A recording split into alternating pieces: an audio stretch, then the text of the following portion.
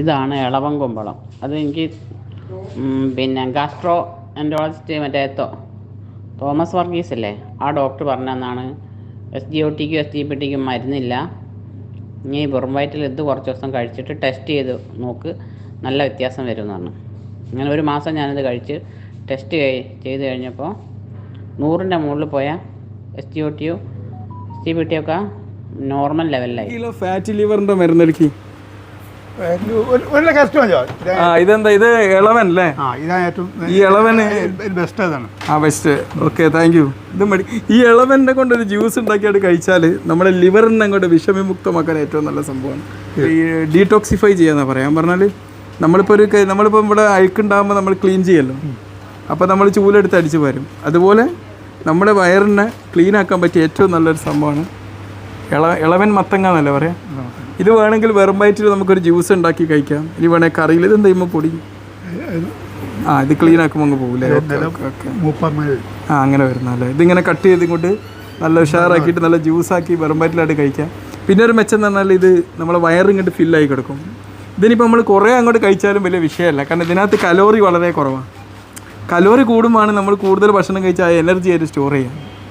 Atom bomb എന്ന് പറഞ്ഞാൽ അത് ചെറിയ സാധനമാണ്, പക്ഷേ അതിനുള്ളിലെ ഊർജ്ജം ഭയങ്കരമാണല്ലോ. പൊട്ടിത്തെറിച്ചാൽ ലോകം തന്നെ നശിച്ചു പോകും. അതുപോലെ ഇതിനകത്ത് പക്ഷേ എന്താണ്, ഈ കലോറി കുറവായതുകൊണ്ട് ഇത് എത്ര കഴിച്ചാലും വയറ് ഫില്ലായി കിടക്കും, ഒന്നും ആവില്ല. വൈദ്യന്മാർ ഉപയോഗിക്കുന്ന ഇതിന് തെറാപ്യൂട്ടിക് വാല്യൂ ഉള്ളതുകൊണ്ട് അവർ ഉപയോഗിക്കുന്നു. മനസ്സിലായില്ലേ? ഇപ്പോൾ ഗാസ്ട്രോഎൻട്രോളജിസ്റ്റുകളൊക്കെ ഒരുപാട് ഫാറ്റി ലിവർ ഉള്ളവരോട് ഇതിൻ്റെ ജ്യൂസ് അടിച്ച് കഴിക്കാൻ പറയുന്നുണ്ട്. വൈദ്യന്മാരെന്ന് പറഞ്ഞാൽ മോഡേൺ വൈദ്യന്മാരും പറയുന്നുണ്ട്. നമുക്കിപ്പോൾ ഒരു കാര്യത്തിന് എഫക്റ്റ് ഉണ്ട് എന്ന് പറഞ്ഞാൽ അതിൽ അലോപ്പതിന്നോ ആയുർവേദമെന്നോ ഹോമിയോന്നോ വ്യത്യാസമല്ല. മനുഷ്യന്മാർക്ക് ഉപകാരമുള്ള ഏത് സിസ്റ്റത്തിനും കൊടുക്കാമല്ലോ.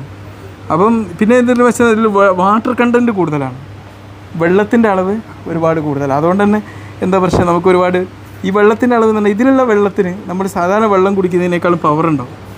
ഇത് നമ്മുടെ കോശത്തിലേക്ക് കുറച്ചുകൂടി സ്ട്രോങ് ആയിട്ട് ഇറങ്ങിച്ചെല്ലും. അപ്പോൾ വെള്ളമാണല്ലോ നമ്മൾ അടിസ്ഥാനം എന്ന്. ഇതിനകത്ത് പിന്നെ ഉണ്ടല്ലോ നമ്മൾ ഈ രോഗപ്രതിരോധ ശേഷി ക്ഷയിക്കുന്ന വൈറ്റമിൻ സി. നമ്മളിപ്പോൾ ഡെങ്കിപ്പനിയൊക്കെ ഉള്ളവർ കിവിയൊക്കെ വാങ്ങി കഴിക്കില്ല, അതിൻ്റെ ആവശ്യമില്ല. കുറച്ച് ഇതിൻ്റെ ജ്യൂസ് അടിച്ച് കഴിച്ചാൽ മതി. ഇളവൻ ജ്യൂസ്, ഇളവൻ മത്തങ്ങ എന്ന് കൂടിയും പറയും അതിന്.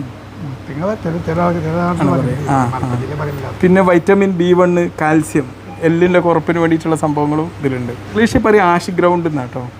ഇത് ബ്ലഡ് പ്രഷർ, ഷുഗർ നിയന്ത്രിക്കാൻ, ഷുഗർ ഉള്ളവർക്കും ഇത് കഴിക്കാം, അവർക്കും വളരെ ഹെൽപ്ഫുള്ളാണ്. പിന്നെ ഇതിനകത്ത് ഒരുപാട് ആൻറ്റി ഓക്സിഡൻസ് എന്ന് പറയും. നമുക്ക് പ്രായമായി വരുമ്പോൾ നമ്മുടെ ശരീരത്തിലുണ്ടാകുന്ന പ്രശ്നങ്ങൾ പരിഹരിക്കാനുള്ള സൊല്യൂഷൻ ഉണ്ട്. പിന്നെ ഇതിന് ശരീരത്തെ കൂളാക്കുന്ന ഒരു എഫക്റ്റ്, ഇതൊരു ഫ്രിഡ്ജായിട്ട് പ്രവർത്തിക്കും. ഇപ്പോൾ ഇൻഫെർട്ടിലിറ്റി ഉള്ളത്, അതുകൊണ്ടാണ് ഈ വൈദ്യന്മാർ ഇത് കൂടുതൽ കൊടുക്കുന്നത്. പിന്നെ വെയിറ്റ് കുറക്കുന്നവർക്ക് തീർച്ചയായിട്ടും ഈ ബെനിഫിറ്റ് കൊണ്ടൊക്കെ വെയിറ്റ് കുറക്കുന്നവർക്ക് ഉപയോഗിക്കാം. പിന്നെ ഇതിന് പറഞ്ഞാൽ നമ്മളെ ദഹനത്തിനും നല്ലതാണ്.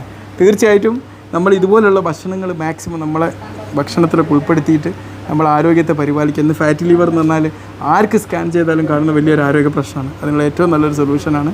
അത് മാത്രമല്ല നേരത്തെ പറഞ്ഞ എല്ലാ സൊല്യൂഷനും ഉണ്ട്. Okay, hi, bye bye. ഇത് പൊടിയായിട്ടൊന്നും കുഴപ്പമില്ല. നമ്മളിപ്പോൾ സർജറി ഇതൊക്കെ ചെയ്യുമ്പോൾ തന്നെ അല്ലേ, ഗ്ലൗസിൻ്റെ പൊടി ഇങ്ങനെയാണ് അത് കഴിയാം.